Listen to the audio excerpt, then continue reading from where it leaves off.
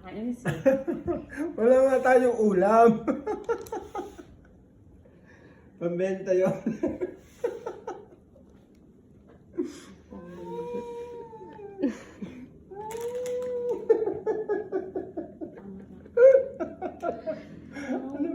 Binibidyan mo ako, may itlog ako sa mukha. Naka-stretch yung mukha ko. Wala nga tayong manok. Pambenta yun. Malim pa. Pinili ko na nga.